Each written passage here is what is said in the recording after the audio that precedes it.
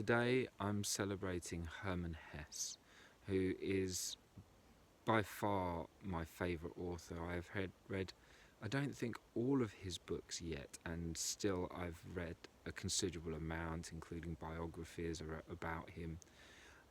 And my interest was first stimulated when somebody gave me a book of his to. It was the first time I'd ever been abroad. I went to Australia for a year when I was about 21, and someone gave me a book of his called Siddharta. And that was during a period of my life when I was obviously soul searching, and that book touched me profoundly. I then followed that with other books, and my favourite of all is a book called Narcissus and Goldmund, which I've now read, I don't know how many times, and it never ceases to amaze me. It seems like a different book every time, because as I grow and mature, I'm noticing different things that didn't touch me in the same way the first time I read it. And it's a story, Hermann Hesse was an Austrian author. He was very much inspired. He was alive at the time of the birth of psychology and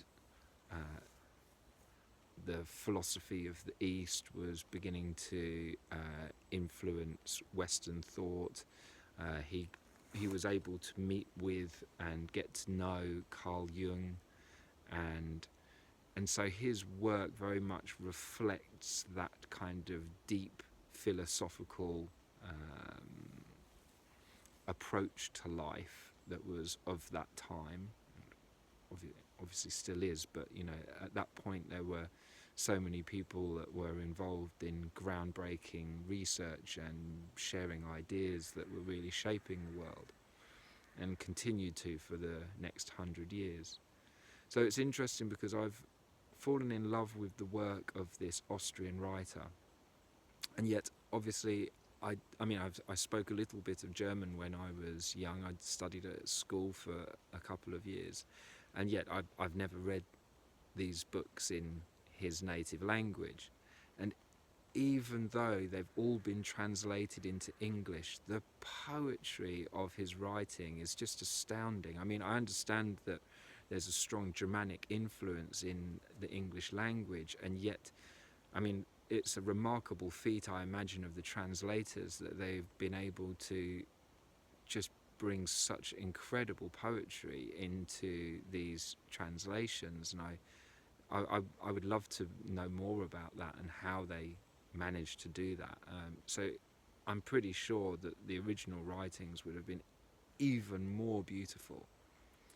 This book, Narcissus and Goldmund, that is a dearly beloved book of mine, is the story of two young men and their trajectory through life. He uses these two figures to embody different qualities and different approaches to life, and lets those different attitudes play out through the course of a lifetime, seeing them reunite towards the end of their lives. That's not a spoiler in any way. And many of his books have this kind of lifetime trajectory where you get to see the spirit of a young person evolve into midlife and then finally into the end of life.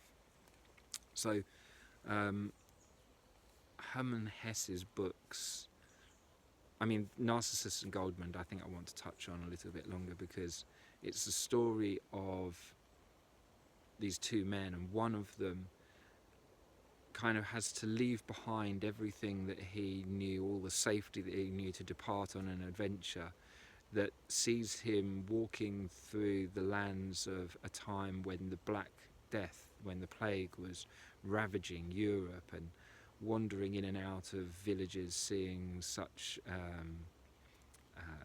depravity and such catastrophe that it seriously marks his life, as you would imagine it would. And these books have profoundly affected the way that I think about life and the world and my own life. So I really highly recommend checking out any of his books. One of his books also, called Wandering, which is a very short book, very easy to read, where at a certain point in his life he decides to depart for a period of living as a nomad. And he talks about the violence that he did to himself during and to others during the period of his life when he tried to be normal. The pain and suffering it caused not only himself but to all those other people he was involved with in the effort of trying to live a normal life. And maybe other people will be able to relate to that too.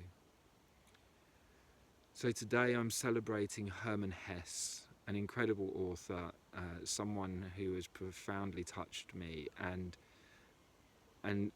in his honour I would also like to venerate all other authors who managed to really reach inside of us and kindle some flame that obviously ignites a positivity and a desire for good in us. So here's to Hermann Hesse.